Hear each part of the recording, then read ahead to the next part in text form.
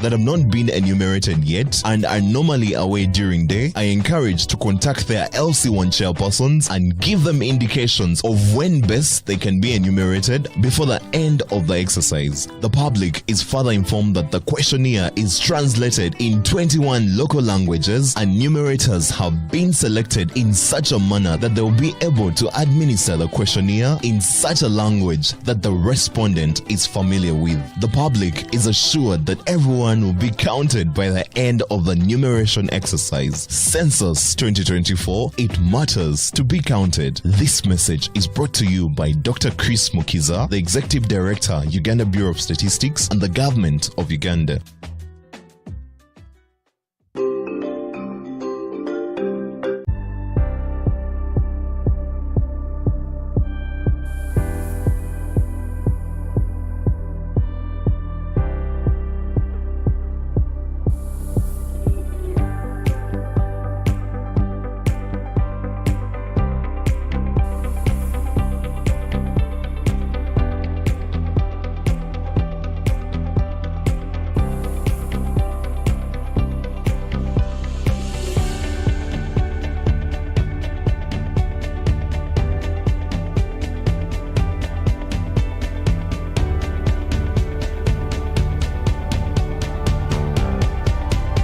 Gear up, grab your running shoes and join the race for life. Run 42, 21 or 5 kilometers to equip Kisoro Hospital's very first ICU.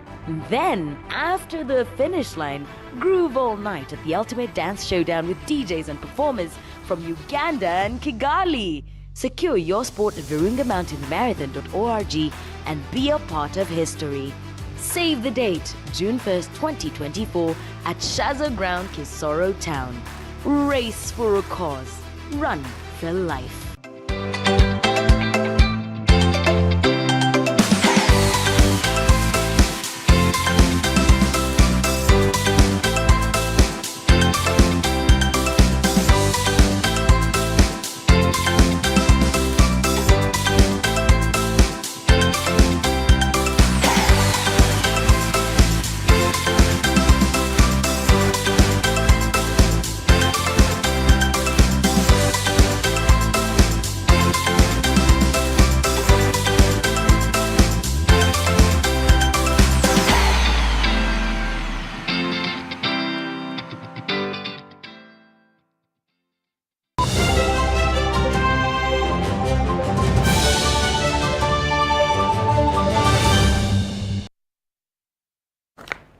From the international scene, South African President Cyril Ramaphosa on Wednesday signed the National Health Insurance Bill into law. Now, Ramaphosa says that the law will give free healthcare to all South Africans. But the main opposition party, the Democratic Alliance, accuses Ramaphosa of rushing to sign the bill ahead of elections in a cynical attempt to garner himself votes. Take a look. The economy is not stable. There could be challenges, but on my side, I think it's a good thing. It's a good go ahead. Every citizenship from South Africa would be happy to have free access of great hospitals. Oh, me, I'm supporting what President is saying. It is the good thing, because some people, they don't have money. Actually, they are dying because they can't afford the hospital. The hospital bills. So I think that is a good idea. I'm so happy about the president. He do us to go to the hospital without money. We say thank you for him. God must help him to be a president in South Africa. I feel like it's just a gimmick, just a facade. They're just trying to gain votes. But then at the end of the day, once they win the election, we don't know if they will provide this bill and do what they say they're going to do. With elections just about 2 weeks away, health experts are warning that any decisions that are made to appease voters could have dire consequences for the country's health system. They say it could drive doctors out of the country. But the South African government says even after the elections, South Africans will still need to access good and quality health care. And this is exactly what it is doing.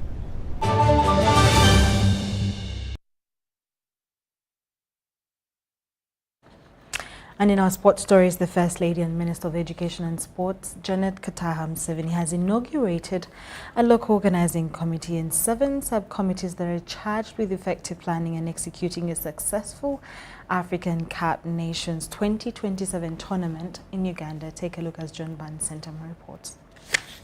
In September 2023, the Confederation of African Football awarded hosting rights for the 36th edition of the AFCON 2027 to the East Africa Joint Pamoja bid by Uganda, Kenya and Tanzania.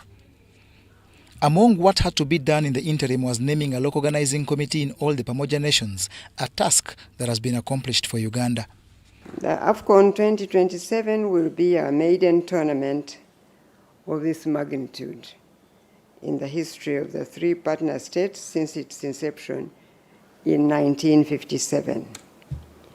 Among the requirements of CAF is the establishment of the local organizing committee that will be responsible for organizing the tournament. You, ladies and gentlemen, have been identified based on your reputation as a people we need, with the right attitude and skills set to support us in organizing not only AFCON 2027, but also the CHAN tournament that will be held in September this year.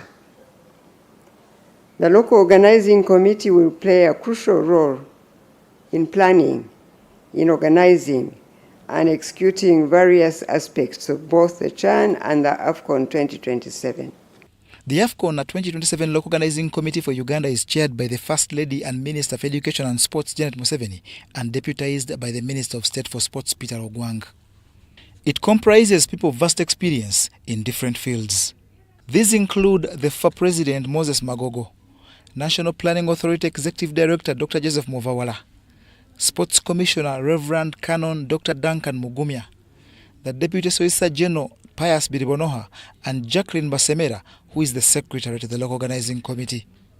I want to emphasize the need for teamwork. Once we agree to take on this task, we must be ready to take collective responsibility for our actions or inactions. This calls for us to exercise restraint and put the service of our country above our own interests. We must be transparent in the execution of our duties as we organize these tournaments.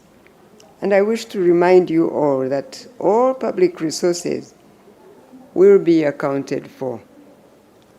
I therefore appeal to you to avoid unethical conduct and financial impropriety that will bring a dark cloud over these tournaments that Ugandans are looking forward to enjoying. Other members of the Local Organizing Committee are those that will be chairing the various subcommittees responsible for specific functional areas.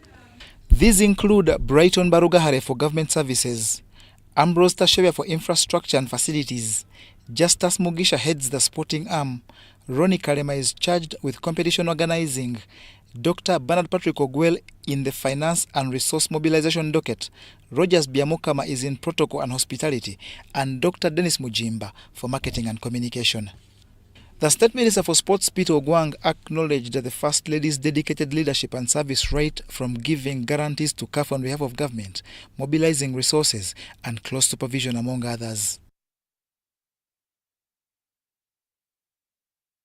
And of course, the Sagewood Chess Cup has entered its second day with action at Nobview Hotel.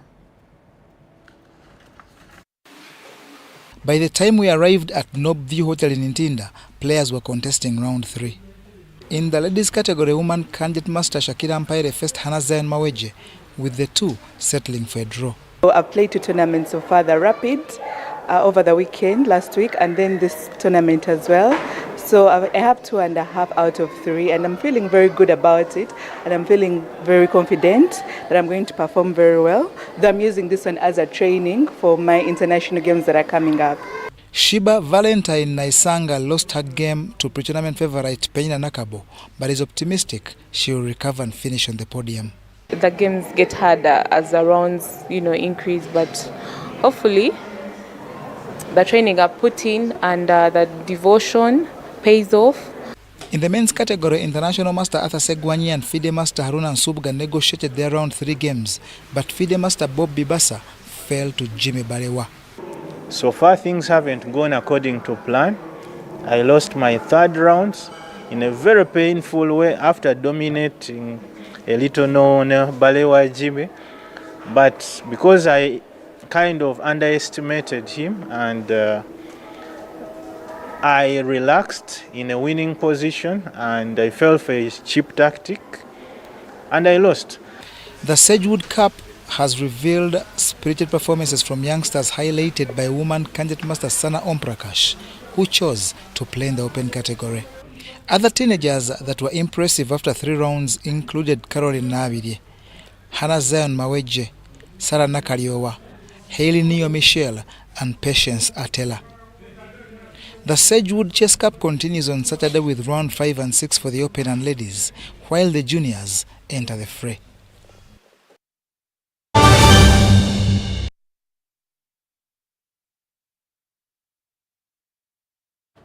That's all we had for you this afternoon. My name is Sharon Kyomugisha, and have a blessed one. Bye-bye.